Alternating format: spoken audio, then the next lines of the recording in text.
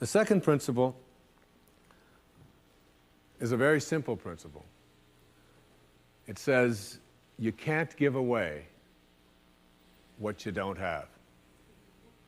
Now, it sounds ridiculous, okay? But it's more than what meets the ear as you hear this. You can't give away what you don't have. People who are not good at giving away love can't give away love because they don't have it to give away. If I want to give you a dozen oranges, I can't give you those dozen oranges unless I go out and pick up 12 oranges someplace. Otherwise, all it is just empty rhetoric. And the same thing is true of virtually everything in your life. You can't give away love for others if you don't have love in here to give away. If what you have in here is contempt, if what you have in here is anger, if what you have in here is fear, then these are the things you're going to be giving away in your life. And I've often thought, and I really believe very strongly that there's a law, sort of a law in the universe. I call it the law of attraction. And the law of attraction is one that works like this. You get back from the universe, from the world, what it is that you put out there in the world.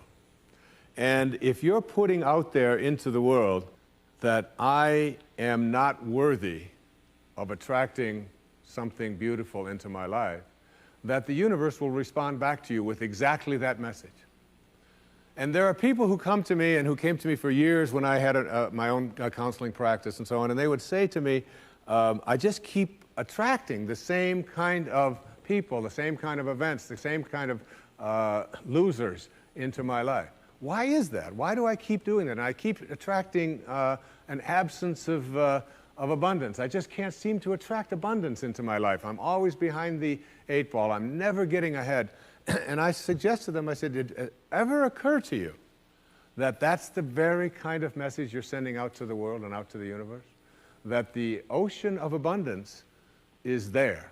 And you can go to that ocean of abundance, and you can take a Mack truck, and you can fill it up 20 times a day, and take it out of there, and guess what?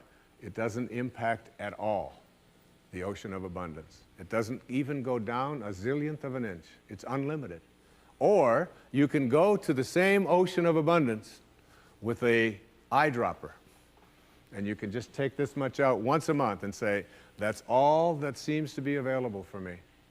And the interesting thing for me is that when people go to this ocean of abundance, this unlimited world, all that I have is thine, it says in the holy books. All that I have is thine. It's all there for you.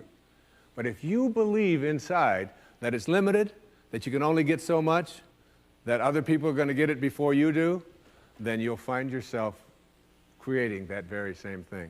And the even more interesting part about this, you can't give away what you don't have principle, is that if your message to the universe is gimme, gimme, gimme, which is a lot of people's message to the universe. I want this from you, I want that from you, please give me this, I have to have that. That's what their prayer is like, that's what their message is, you know, and they say, I want this from the universe, gimme, gimme, gimme. The universe's response back to that kind of a mentality is exactly the same. The universe will say right back to you over and over again, gimme, gimme, gimme. And you'll find yourself never ever arriving, but always being in a state of striving, always feeling as if you're being neglected, never feeling as if you have enough, always feeling as if you're being shortchanged, because you're constantly under the pressure to give, to get back what the universe is demanding from you. And the interesting thing about all of this, the irony of this, is that if you shift that and you say to the universe, to the world, how may I serve? How may I serve? The universe's response back to you is, how may I serve you? How may I serve you? And it's very intriguing. When you take your energy and your attention off of what you are demanding from the world, and instead saying, what can I give to the world? And it's really the basis behind that very famous line of the President John Kennedy's inaugural address. Ask not what your country can do, ask what you can do for your country. And the irony of that is, and I've learned that in my own life, that when I stopped thinking about what was in it for Wayne Dyer and how much could I get, and I began to shift and say, how can I help you? How can I give to you? What can I do for you? And people who write to me, I send them something. When I encounter somebody that needs help of some kind, I'm very often just giving that to them. And then I find that it just keeps coming back into my life.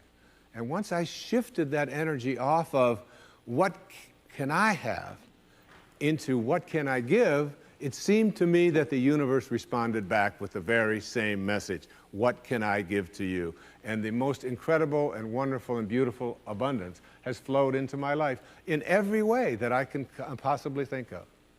You can't give away what you don't have.